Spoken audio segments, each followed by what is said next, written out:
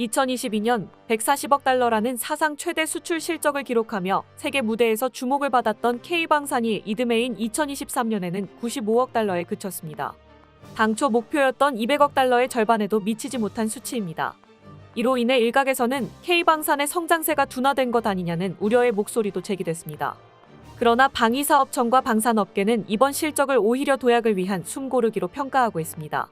기존의 수출 협상이 연장되면서 일부 계약이 다음 해로 이월된 것이기 때문에 실질적인 수출 활동은 계속해서 이어지고 있다는 설명입니다. 업계 관계자들도 긍정적인 전망을 내놓고 있습니다. 한 방산업계 관계자는 한국산 무기는 미국이나 유럽산 무기에 비해 가격 대비 성능이 뛰어나고 운영 유지비도 적게 듭니다. 또한 신속하고 체계적인 후속 군수 지원이 이뤄지고 있어 구매국들의 만족도가 지속적으로 높아지고 있습니다라고 전했습니다. 실제로 한국산 방산 제품은 최근 세계 무대에서 더욱 두각을 나타내고 있습니다. 2022년까지만 하더라도 수출 대상국은 폴란드를 포함한 4개국에 불과했지만 현재는 UAE, 사우디아라비아, 핀란드, 노르웨이 등 12개국으로 확대되었습니다. 미국, 독일, 영국 등 전통적인 방산 강국들을 제치고 지대공 요격 무기나 장갑차 수출 계약을 체결하는 사례도 잇따르고 있습니다. 수출 품목도 6개에서 10여 개로 다양해지며 질적 양적인 성장을 동시에 이루고 있습니다. 이 같은 흐름에 세계 주요 언론들도 주목하고 있습니다. CNN 등은 K방산이 새로운 부흥기를 맞이했다며 이제 본격적인 고도 성장의 궤도에 올랐다는 평가를 내놓고 있습니다. 이에 더해 최근 국제정세로 인해 한국방산은 글로벌 시장에서 가성비를 뛰어넘은 최적의 솔루션으로 재평가받기 시작했습니다. 2025년 방산 수출은 목표치 200억 달러, 약 29조 원을 넘어 역대 최대 성과를 기록할 것으로 기대되고 있는데요. 실제로 세계 각국이 한국에 보내고 있는 러브콜 그리고 이를 견제하는 반응들을 살펴보겠습니다. 최근 유럽의 방위 산업 지형이 크게 흔들리는 가운데 한국은 또 다시 커다란 변수로 떠오르고 있습니다. 얼마 전 트럼프 행정부의 고위급 외교안보라인 인사들의 메신저 단체 채팅방이 유출되었죠. 피트 헤그세스 국방부 장관, 마이클 벤스 부통령, 마이크 왈츠 국가안보보좌관 등 핵심 인사들이 여기 있었고 이들은 보안이 불안정한 메신저에서 기밀 사항을 거리낌 없이 논의하여 구설수에 올랐습니다. 무기 배치 정보를 포함해서 후티 반군에 대한 공습 계획을 공유하는가 하면 외교 상대인 유럽에 대한 지극히 개인적인 험담을 하기도 했는데요. 정보 보안에 대한 문제를 떠나서 이들이 실제로 생각하고 있는 속내가 가감없이 드러났던지라 유럽에선 또다시 미국에 대한 반감이 치솟았습니다.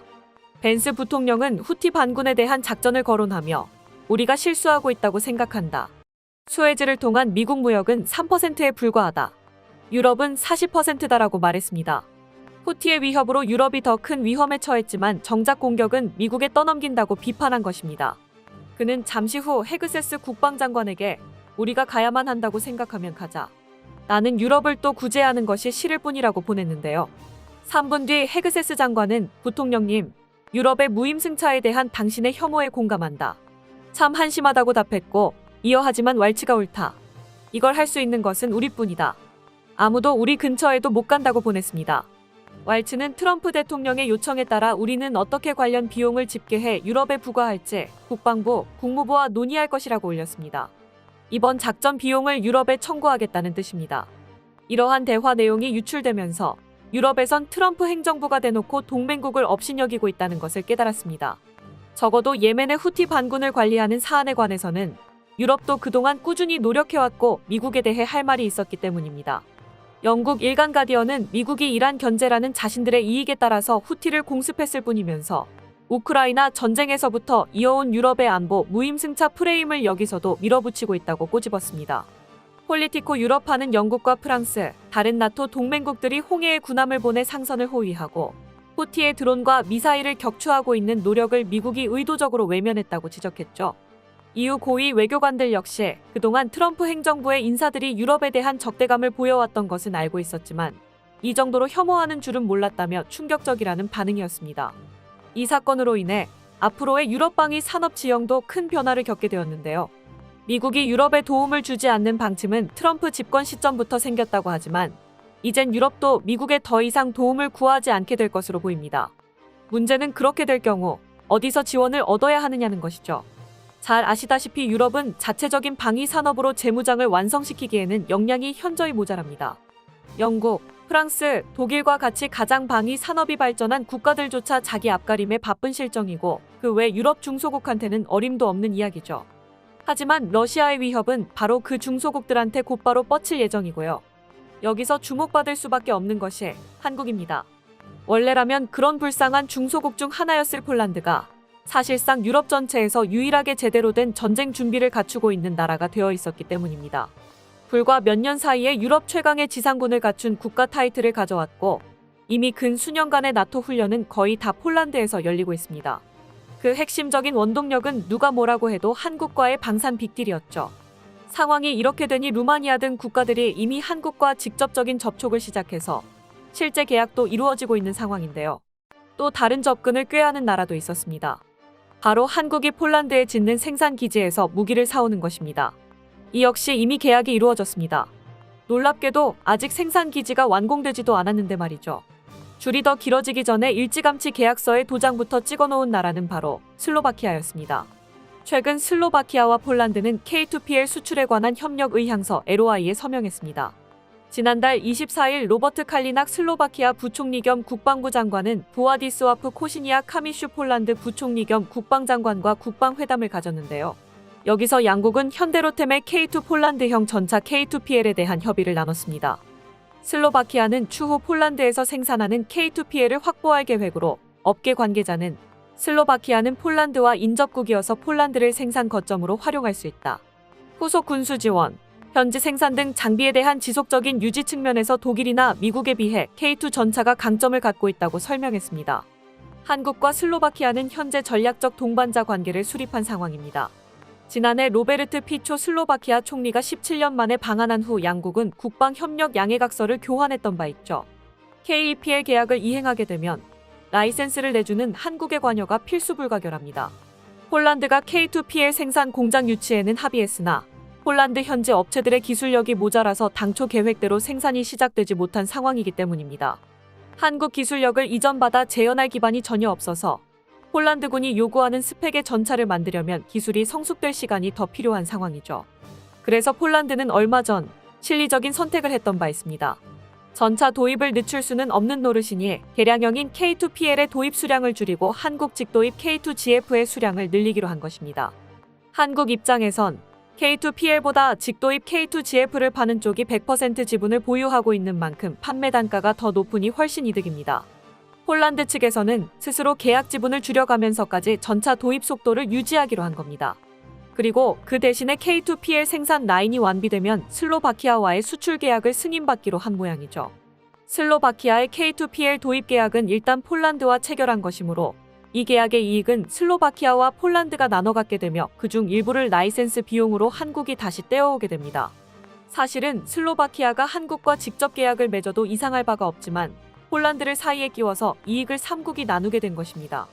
슬로바키아는 비단 K2PL 전차 외에도 포탄과 로소막 장갑차, 방공 시스템까지의 공동 생산을 폴란드와 함께 추진하고 있습니다.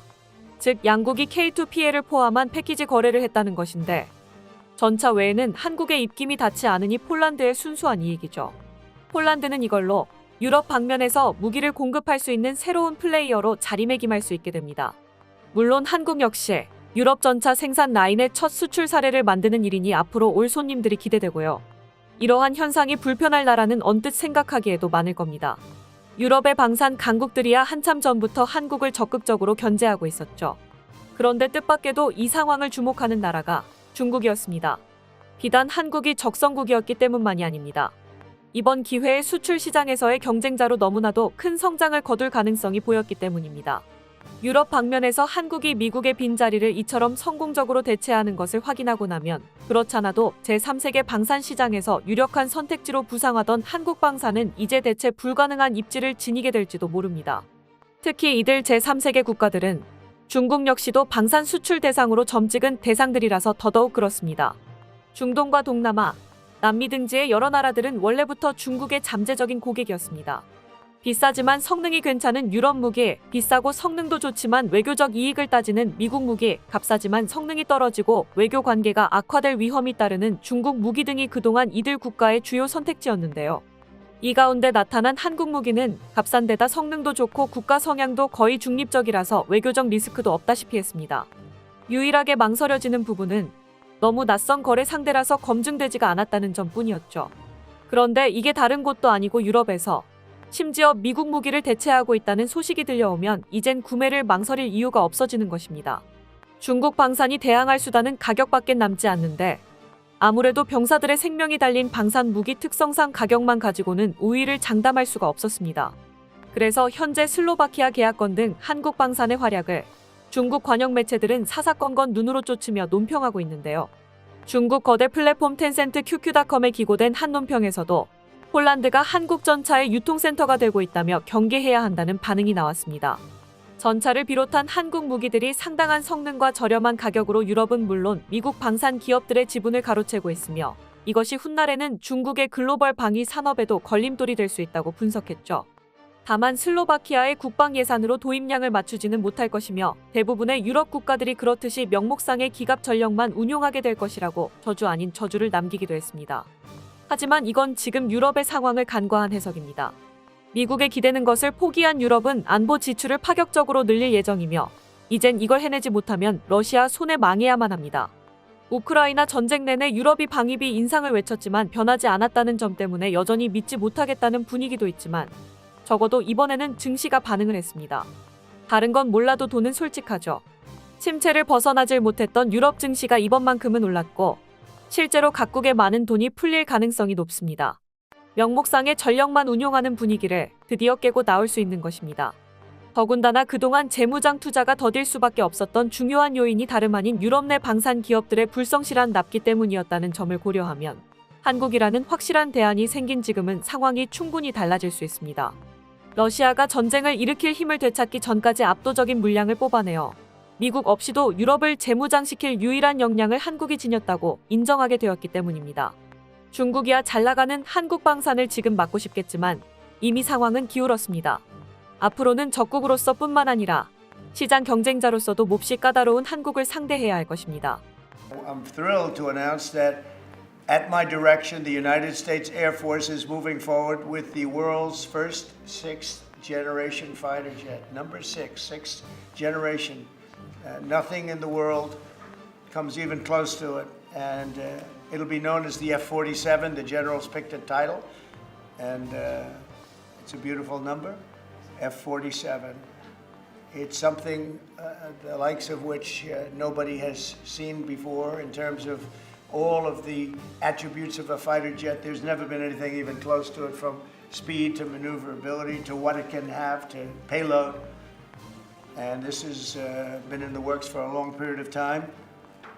After a rigorous and thorough competition between some of America's top aerospace companies, the Air Force is going to be awarding the contract for the next generation air dominance platform to Boeing. As you know, it was highly competed for. There was a lot of competition, generals, and 우리는 현재 군사 역사의 한 페이지가 될 순간을 지나고 있습니다. 미국이 거의 40년의 시간을 넘어 전투기의 세대 교체를 선언한 것입니다. 하지만 이 소식이 그렇게 놀랍지는 않았습니다. 이미 중국이 6세대 전투기의 시제기로 보이는 것을 공개적으로 날리고 있었기 때문입니다. 정작 놀라웠던 점은 미국이 이걸 공식적으로 발표할 정도로 준비가 되어 있었다는 점입니다. 트럼프의 말이 사실이라면 미국은 이미 5년 전부터 각 방위산업체의 후보 기종들을 직접 날리면서 실험하고 있었다고 하는데요. 용케 지금껏 단 한 번도 그 정보가 유출된 적이 없구나 싶습니다. 그래서 실은 트럼프의 발표를 완전히 신뢰하지는 않는 시각도 존재합니다. 트럼프가 선언한 것은 미국의 차세대 전투기의 제식 번호와 사업자, 그리고 사업기간 정도였습니다. 어떤 영상이나 이미지를 직접 공개한 것도 아니고 더불어 투자 규모도 밝혀지지 않았습니다. 이에 일각에서는 구체적인 정보 없이도 할 수 있었던 새벽녘의 발표가 트럼프의 정치적 계산에 의한 것이 아니냐는 주장도 있습니다. 트럼프가 현재 맞닥뜨린 몇 가지 정치적 위기에 대응하기 위해 새로운 전투기라는 자극적인 키워드를 포함한 안보 이슈를 카드로 꺼낸 것이 아니냐는 이야기입니다. 이러한 의도가 제법 잘 비쳐 보였던 터라 이번 발표에는 논란도 곧바로 따라붙었습니다. 트럼프가 의도한 만큼의 반응이 나오기도 전에 역효과가 나고 있다는 분석인데요. 그 반사이익은 한국이 가져가고 있다고 합니다. 자세한 내용을 함께 알아보겠습니다. 트럼프가 F-47로 극복하려고 했던 문제는 일단 최근 계속해서 들끓고 있는 킬스위치 논란이 있습니다. 트럼프와 미국의 단순한 변신 변덕으로 허리가 휘는 초고가를 내고 사온 F-35 전투기가 고철이 될 가능성이 있다는 의혹. 이 논란은 생각보다 불이 크게 번져서 도입 예정국들이 계약 취소를 고려하는 지경까지 되었습니다. 캐나다, 독일, 포르투갈 등 국가들이 F-35 도입을 재검토하겠다는 입장을 밝혔고 무려 156대 총 26조 원에 달하는 계약이 날아갈 위기에 처했습니다. 물론 위약금 조항이 있지만 캐나다나 독일 같은 경우 최근 미국과의 관계도 심각하게 악화된 터라 거액의 위약금을 물더라도 다른 전투기를 사겠다는 강경한 입장을 드러내고 있습니다. 여기서 쐐기를 박은 것은 독일의 F-35 도입 계약서에서 발견된 문구였죠. 세부적인 계약서 내용은 독일과 미국 양측이 비밀리에 협의해서 각자 보관하고 있는데요. 이번 논란이 터진 이후 독일 측 언론이 이 내용 일부를 입수해서 공표했던 것입니다. 그리고 거기에는 미 국방부 펜타곤이 직접 미국의 국가 이익을 위해 필요할 경우 예외적이고 긴급한 상황에서 출격을 차단할 권리를 보유한다고 적혀 있었습니다. 킬 스위치의 존재를 사실상 인정하는 항목이라고 볼 수 있는데 당연히 독일에서는 당장 다를 전투기를 사야 한다며 난리가 났죠. F-35 개발사인 로키드 마틴은 논란이 터진 직후 킬 스위치 같은 것은 존재할 수 없다고 해명했으나 이것이 사실과 다르다는 것이 증명된 셈이 되어버렸습니다. 트럼프는 이 시점에서 F-35를 아예 떠난 논의로 화두를 바꾸려고 했던 것 같습니다. 그 증거가 바로 F-47을 수출할 계획을 트럼프가 못 박았다는 점인데요. 공중 우색이라는 점에서 F-35보다는 F-22의 계보를 잇는 셈인데 F-22는 미 의회의 결정으로 어느 국가에도 팔리지 않았죠. 하지만 F-47은 이런 틀을 깨고 적극적인 수출에 나설 것이라고 트럼프가 직접 밝혔습니다. 동맹국들에게 성능의 약 10%가 다운그레이드된 F-47을 팔겠다고 말했는데 사실 10% 수준이라면 지금까지의 사례에 비하면 매우 관대하게 여겨지기까지 합니다. 이는 성능 제한과 킬 스위치 등으로 규제가 많다고 여겨졌던 F-35의 이미지를 벗으려고 꺼낸 말이라고 해석되고 있죠. 더불어 적극적으로 수출할 것이며 수많은 국가가 구매를 희망한다는 말을 덧붙여서 앞서 생긴 논란이 반복되지는 않을 것이라는 뉘앙스를 주었습니다. 사업자 선정을 보잉으로 한 것도 F-35 생산 업체라서 킬 스위치 의혹과 직접적으로 연관된 로키드 마틴과의 연관성을 끊기 위한 포석일 가능성이 있습니다. 트럼프에겐 다른 노림수도 있습니다. 미국 대통령에게는 취임 후 100일이라는 관례가 있습니다. 대통령 자리에 오르고 나서 100일간은 대통령의 능력을 확인받는 시간을 갖는 겁니다. 이 기간만큼은 의회와 언론도 어지간해선 비판을 삼가고 대통령이 새 행정부를 안착시킬 수 있도록 기다려주는데요. 대신 그 100일 동안 확고한 증명을 해내야만 합니다. 트럼프의 경우 특히 한 차례 낙선을 거쳐 재집권을 한 사례인데다가 미국 정치 역사상 전례 없는 수준의 가십을 몰고 다니는 인물입니다. 누구보다도 이 기간 동안에 자기 증명이 절실한 것인데 문제는 이미 100일 중 60일을 넘어서고 있는데도 확고한 성과를 거뒀다는 평가를 못 받고 있다는 겁니다. 오히려 미국의 이익은 딱히 늘지도 않았는데 전 세계적인 혼란만 가중시켰다는 소리를 듣고 있죠. 그래서 트럼프는 적어도 자기 지지층에서는 확실한 지지를 얻는 안보 이슈를 꺼내들기로 했다는 분석입니다. 안보 이슈 중에서도 무려 전투기의 세대 교체, 세계 최초 세계 최강의 전투기 개발을 주도했다는 타이틀을 가져가기로 한 거죠. 이러한 의도가 보이는 것이 F-47의 제식 번호입니다. 하필 47이라는 숫자가 붙은 이유인데요. 미 공군 참모총장 데이비드 올빈이 밝힌 바에 따르면 미 공군이 육군에서 독립한 1947년과 2차 대전 당시 세계 최고의 전투기로 꼽혔던 P-47 썬더볼트의 계보를 따르기 위한 이름이라고 합니다. 하지만 트럼프가 발표 당시 뜬금없이 47이 아름다운 숫자라고 하기도 했던지라 대부분 사람들은 트럼프가 미국 47대 대통령이라서 붙은 숫자라고 생각하고 있습니다. 미 공군 참모총장 역시 개발에 중추적인 지원을 해준 트럼프의 역할을 인정하는 의미도 있다고 어느 정도 시인해버렸고요. 그러니까 트럼프는 전투기 이름에다 자신을 연상시키는 숫자를 박아넣으면서까지 F-47을 자신의 업적으로 남기고 싶었던 것입니다. 그래도 사실 이런 숨겨진 의도쯤은 있을 법도 합니다. 어느 무기 개발이 정치적인 상황과 무관하게 흘러갈 수 있겠습니까? 하지만 문제는 이게 너무 빤히 읽혔다는 것.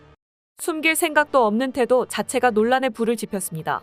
특히 보잉을 사업자로 선정한 것은 누구도 이해할 수 없는 결정이었으나 그 의도는 모르는 사람이 없었습니다. 보잉이 지난 수년간 회사의 명운까지 오락가락하는 위기를 겪고 있었다는 사실은 이제 유명하죠. 물론 기술 혁신 없이 비리와 로비로 문제를 해결하던 자업자득이지만 미국은 보잉이 망하도록 놔둘 수가 없었습니다. 아무리 그래도 미국의 핵심적인 군사 기술들을 엄청나게 많이 보유하고 있는 기업이고 해체된 사이에 조금의 유출이라도 생겼다가는 치명적인 결과를 낳으니까요. 그럼에도 보잉은 절대 실패해선 안 됐을 사업을 여럿 말아먹으며 정말로 이젠 재기불능이 된 게 아닐까 싶은 지경까지 몰렸던 바 있습니다. 737 여객기에 잇따른 결함과 사고, T-7A 레드호크 훈련기의 개발 실패와 연기 등 문제로 보잉의 신뢰도는 바닥을 쳤는데요. 이 와중에 현재도 F-22와 F-35를 공급하고 있어 압도적 우위를 지닌 록히드 마틴을 상대로 보잉한테 거의 가망이 없으리라 여겨졌던 6세대 전투기 개발 사업을 막판에 가로채운 것입니다. 이는 트럼프의 성향과 무관하지 않을 것으로 보이는데요. 트럼프는 자신한테 잘 보이는 기업이 있으면 파격적으로 밀어주고 반대로 거슬리는 기업한테는 처절하리만치 보복하곤 하기 때문입니다. 그렇게 운명이 갈린 두 회사가 머스크의 X와 저커버그의 메타죠. 결국엔 저커버그가 백기투항을 하고 트럼프 밑으로 들어가게 되었고요. 여기에는 두 기업이 이전에 어떤 위치였는지는 전혀 고려되지 않습니다. 아무리 록히드 마틴이 보잉에게 객관적인 절대 우위를 지녔다고 하더라도 트럼프는 그런 것은 전혀 신경 쓰지 않고 보잉을 대놓고 밀어줘버리죠. 록히드 마틴은 이미 해군 쪽의 6세대 전투기 사업인 FA-XX 사업에서는 탈락한 것이 확인되었습니다. 여기까지는 보잉이 기존 함재기였던 FA-18EF 슈퍼호넷의 개발사라서 이해가 가는 결정이었습니다. 대신 이 결정으로 인해 공군의 6세대 사업은 거의 자동적으로 록히드 마틴이 가져가게 될 것으로 여겨지고 있었습니다. 그런데 트럼프는 그런 눈치를 안 보는 사람이죠. 자신들에게 잘 보여왔던 로비의 달인 보잉의 공군 사업까지 무작정 밀어줘버렸고 록히드 마틴은 차세대 미군 전투기 사업에서 아무것도 얻지 못하게 되어버렸습니다. 물론 관련자들과 전문가들은 식은땀이 줄줄 나는 상황입니다. 일선에서 보잉의 제안을 더 선호했던 이유로 알려진 것이 기존 기술을 고도화시킨 록히드 마틴과 달리 보잉은 전혀 새로운 접근법으로 설계를 했기 때문이라는 내용이었습니다. 여기에 무슨 문제가 있나 싶지만 이와 정확히 같은 이유로 보잉이 가져간 T-7A 레드호크 사업은 그 전혀 새로운 접근법으로 인해 치명적인 결함이 끊이질 않아서 배치가 계속 연기되고 있기 때문입니다. 훈련기도 모자라서 주력 전투기까지 그런 일이 생긴다고 하면 눈앞이 깜깜한 거죠. 아무래도 이런 상황 전개가 쉽게 예상이 가다 보니 이번 트럼프의 발표는 충격 이후에는 거의 비웃는 반응이 이어지고 있습니다. 솔직히 보잉이 이 사업을 제대로 완수하리라는 기대를 누구도 하지 않기 때문입니다. 트럼프가 원하는 만큼 논점이 바뀌기도 전에 이미 그 의도를 읽혀버려 지금의 논란도 크게 줄어들진 못할 것 같은데요. 여기서 생길 수 있는 큰 변수가 미군한테 외면당한 록히드 마틴이 다른 생각을 하게 될지도 모른다는 것입니다. 어차피 방산 시장에서는 매 사업마다 승자가 하나뿐입니다.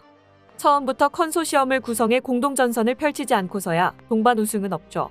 그래서 이들은 늘 사업 수주에 실패했을 경우에도 먹고 살 길을 만들어 놓습니다. 록히드 마틴도 아무리 승산 높은 싸움을 하고 있었다고 하더라도 플랜 B는 있었을 것입니다. 그리고 일부는 그것이 바로 한국일지도 모른다는 이야기를 하고 있습니다.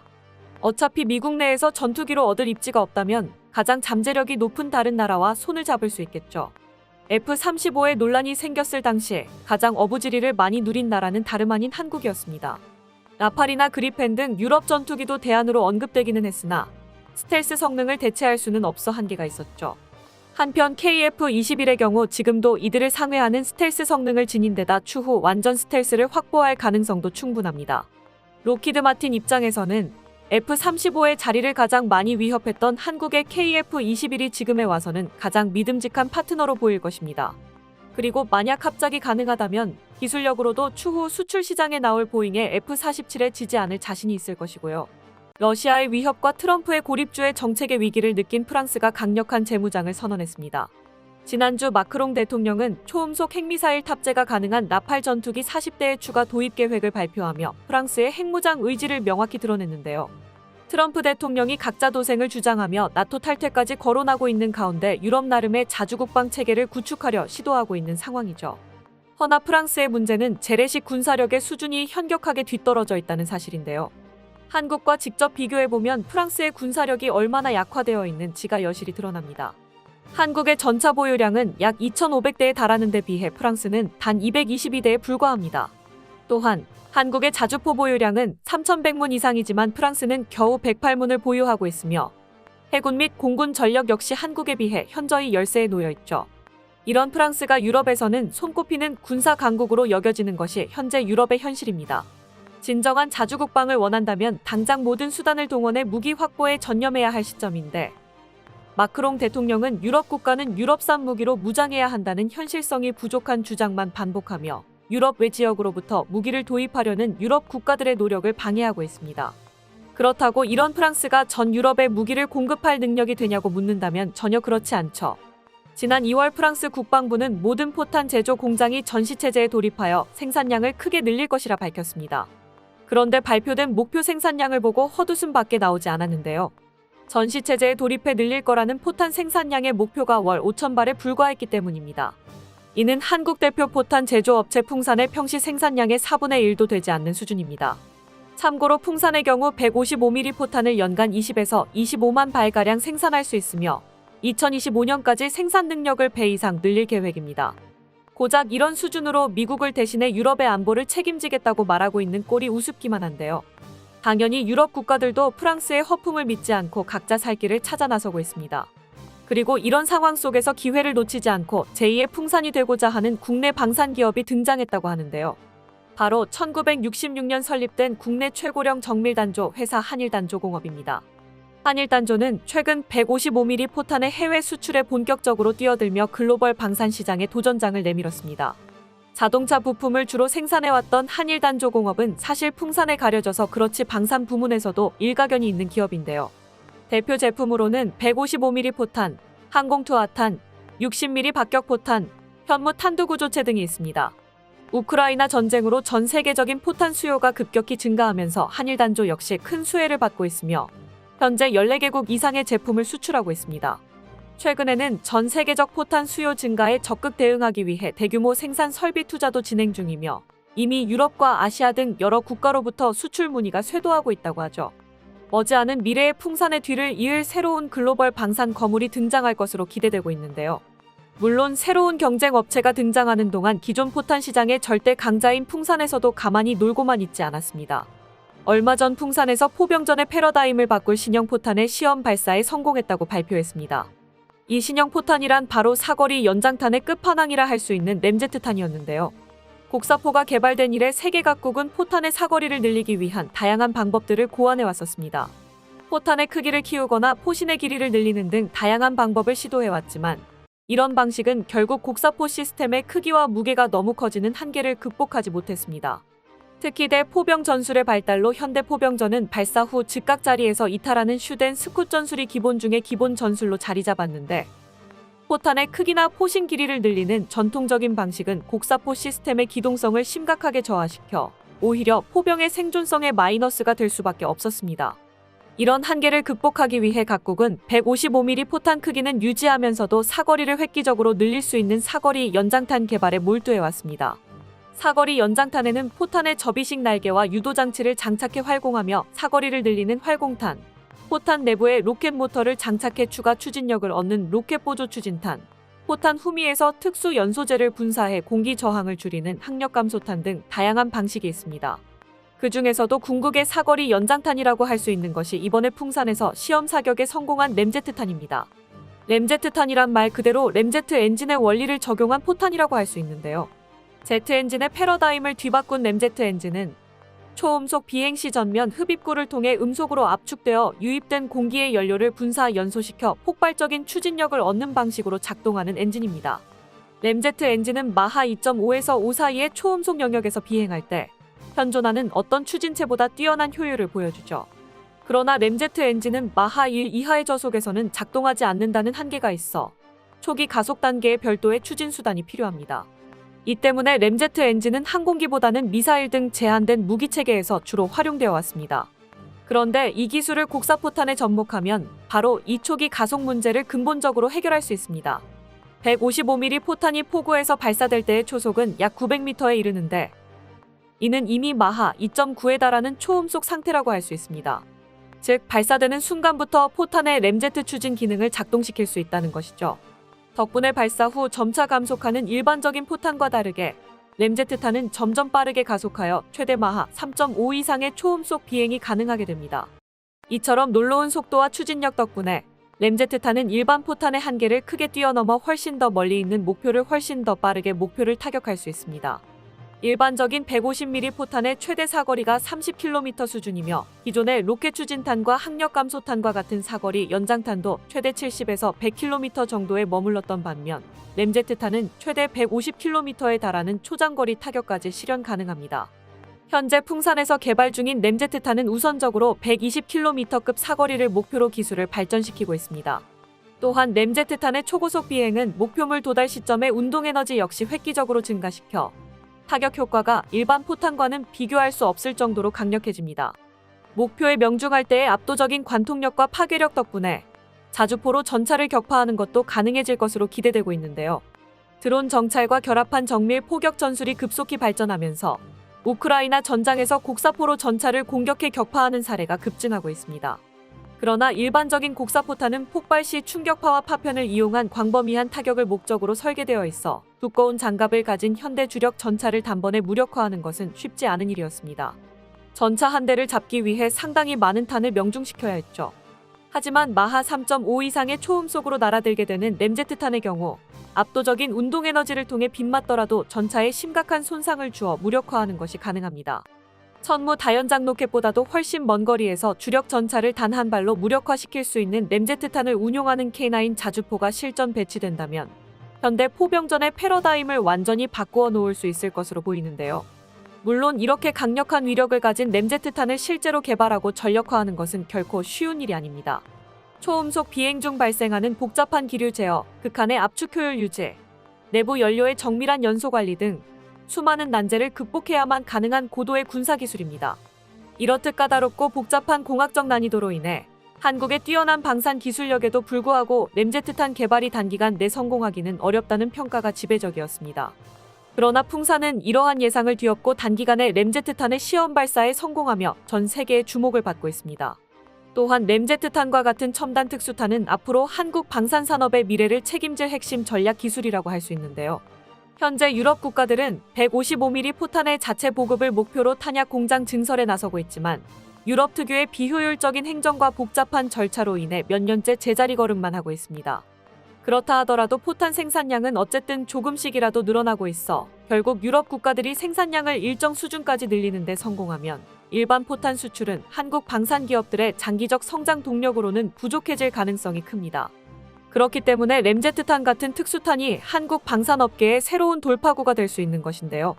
경쟁국들이 당장 눈앞에 놓인 일반 포탄 생산량 증가에만 몰두하는 동안 한국은 한 발 앞서 특수탄 개발과 같은 차별화된 기술에 투자해 새로운 시장 수요를 창출하고 장악할 수 있기 때문입니다.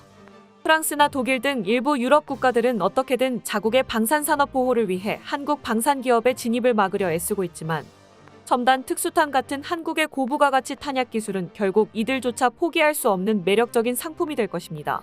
이번 성과를 통해 대한민국은 또 한 번 세계 자주포 시장에서 앞서 나갈 수 있는 기술적 우위를 입증해냈습니다. 러시아의 우크라이나 침략으로 시작되었던 글로벌 방산 붐에 이어 트럼프 대통령의 각자 도생 선언으로 방산 수요가 폭발하는 제2의 방산 붐이 시작되었습니다. 유럽 각국은 물론이고 미국산 무기에 90% 이상 의존하고 있던 캐나다에서도 미국제 자주포를 버리고 미국이 아닌 곳에서 새로운 포병 시스템을 도입하겠다고 밝혀 K9의 북미 진출이 이루어질 수 있을 것으로 기대받고 있습니다.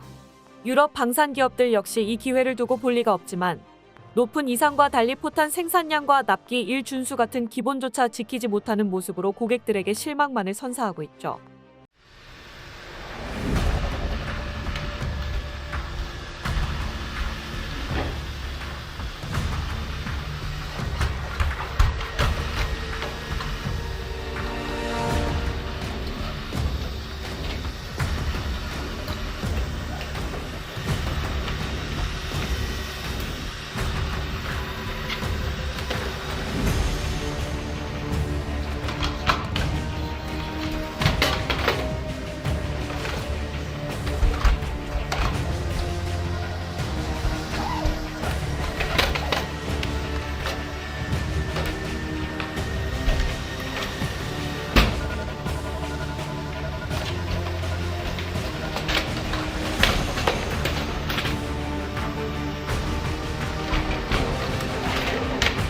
새벽녘 놀라운 소식이 전해졌습니다. 관세 정책으로 적국과 우방을 가리지 않고 혼란에 빠뜨렸던 트럼프가 관세 적용 대상에 예외를 두기로 했기 때문입니다. 그리고 그 대상이 다름 아닌 한국의 기업, 현대자동차였고요. 트럼프가 조만간 발표할 관세 정책이 언제 어디를 때릴지 전 세계가 긴장하던 와중인데 갑자기 트럼프 입으로 직접 안전지대를 선포한 셈이라 놀랍다는 반응이 많습니다. 또한 그게 그동안 여러 차례 트럼프와 측근들의 저격 발언에 오르내렸던 현대차였기에 한국이 도대체 뭘 했길래 이 난리통 속에서 살아남는 것이 가능했는지 주목이 쏟아지고 있죠. 결론부터 말하자면 현대차가 미국에 무려 31조짜리 대규모 투자를 결정했기 때문인데요. 트럼프도 이러한 제안에 만족하고 관세 면제로 보답한 것이었습니다. 그런데 이 상황을 주시하고 있는 또 다른 나라가 있습니다. 바로 러시아입니다. 현대의 투자를 미국만큼이나 더 절실히 원하는 나라가 바로 러시아인데요. 푸틴은 종전 협상이 진행 중인 현재 국제적인 경제 제재가 풀리자마자 가장 먼저 현대차를 러시아 현지 산업계에 복귀시키기 위해 공을 들이고 있습니다. 이걸로 미국과 러시아가 서로 앞다투어 한국 기업과의 협력을 구하고 있는 신기한 광경을 다 보게 되었죠. 자세한 내용을 함께 알아보겠습니다. 한국 시간으로는 늦은 새벽이던 4시경 백악관은 한국으로선 놓칠 수 없는 중요한 내용을 깜짝 발표했습니다. 트럼프 행정부 2기 출범 이후 처음으로 열린 투자 계획 발표 행사였는데요. 이 자리에는 현대자동차 그룹이 공식 초청되어 정의선 회장이 직접 추후 4년간의 대미 투자 계획을 발표했습니다. 정 회장은 자동차 생산 분야 86억 달러, 부품 물류 철강 분야 61억 달러, 미래 산업 에너지 분야 63억 달러의 공격적인 투자를 이어가겠다고 밝혔는데요. 이어 현대차는 1986년 미국 진출 이후 200억 달러 이상을 투자해 50개주에서 57만 개 이상의 일자리를 지원하고 있다며 오늘 향후 4년간 추가로 210억 달러를 투자하여 역대 최대 규모의 신규 투자를 발표하게 돼 기쁘게 생각한다고 덧붙였습니다.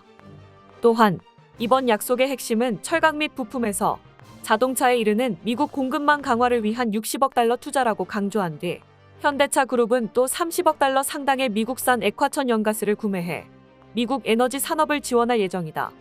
이를 통해 미국의 에너지 산업을 지원하는 동시에 우리의 에너지 안보를 강화할 것이라고 밝혔죠.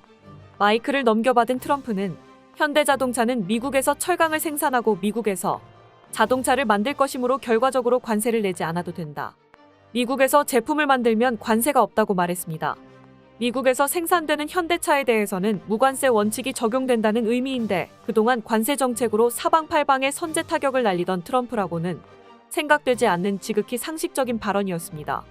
트럼프가 시작한 관세 전쟁에서 사실상 처음으로 현대차가 안전지대로 선포된 것인데 누구도 예상치 못한 전개였죠. 트럼프는 정 회장을 향해 현대차가 정말 위대한 기업이 된 것을 큰 영광으로 생각한다고까지 말했는데요.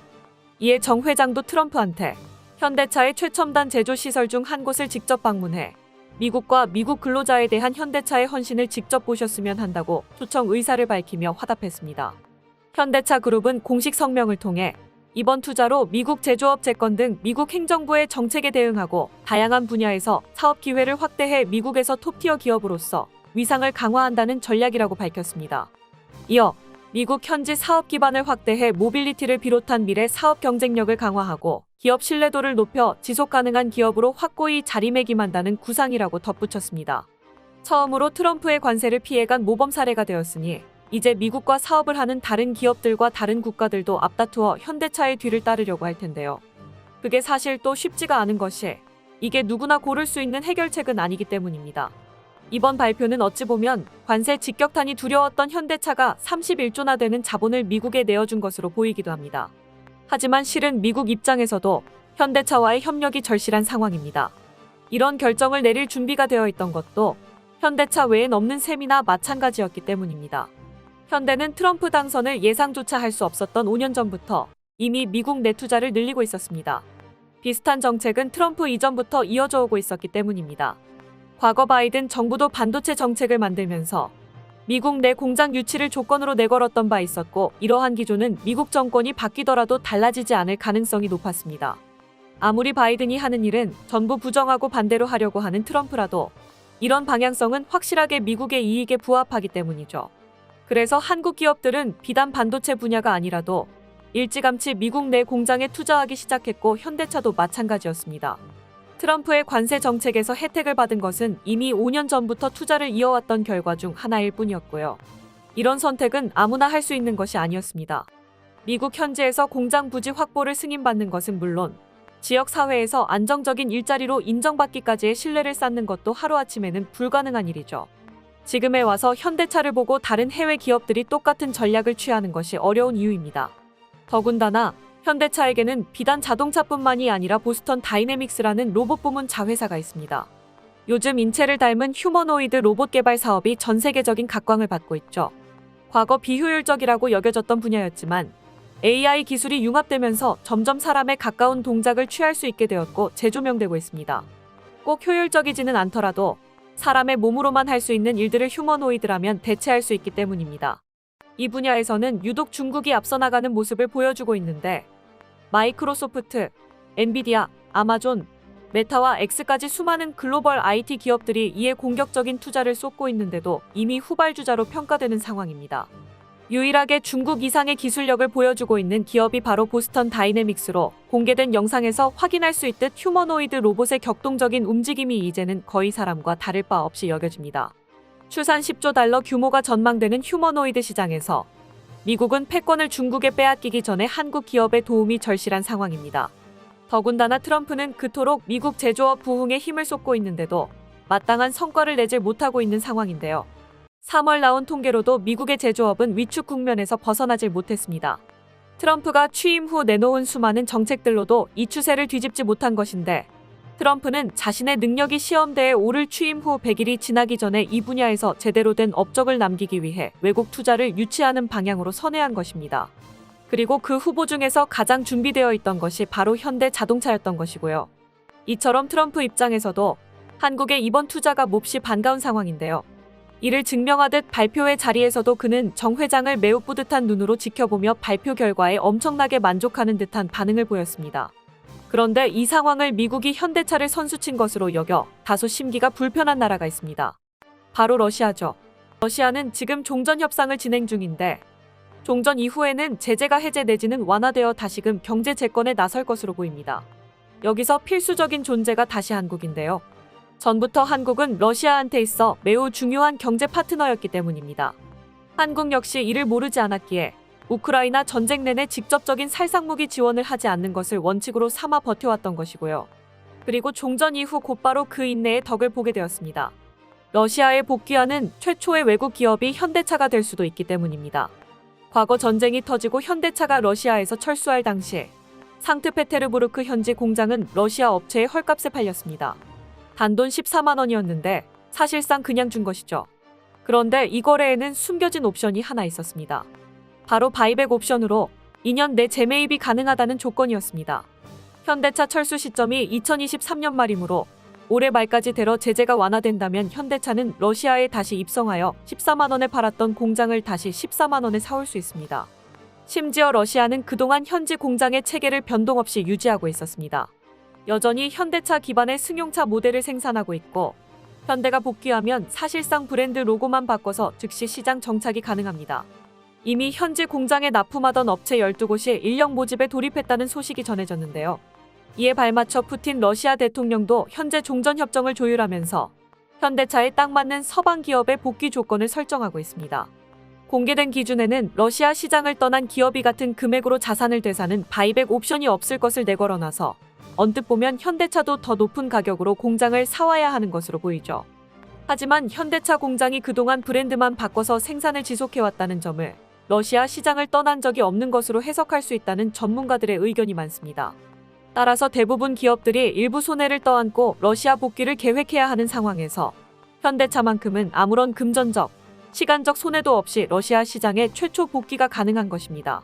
이러한 좋은 조건이 갖춰진 와중에 미국이 선제적으로 현대차의 선제적 투자를 챙겨갔으니 러시아 입장에서는 안달이 날 수도 있는 상황이 됐죠. 이에 따라 한국에 눈을 돌릴 또 다른 구애를 해올 수도 있는데 일각에선 그게 어쩌면 방산 기술이 될 수 있다는 분석도 내놓고 있습니다. 이른바 불곰 사업의 3차 협력을 기획해서 한국의 첨단 방산 기술과 항공 우주 기술을 넘겨주고 전쟁으로 황폐화된 산업계를 재건하는 일을 도움받는 것입니다. 같은 방식으로 미국도 방산을 무기로 삼을 수 있겠죠. 한국의 투자를 지속적으로 유치하기 위해 수십조짜리 MRO 사업은 물론 미군에서 한국에 내어줄 수 있는 차세대 훈련기 도입 사업이나 자주포 도입 사업 등을 선물로 꺼낼 수도 있습니다. 한국은 이 사이에서 국익을 고려해 현명한 선택지를 골라가면 될 것입니다. 끝까지 시청해주셔서 감사합니다. 도움이 되셨다면 좋아요를, 다른 이야기도 궁금하시면 구독을 눌러주세요.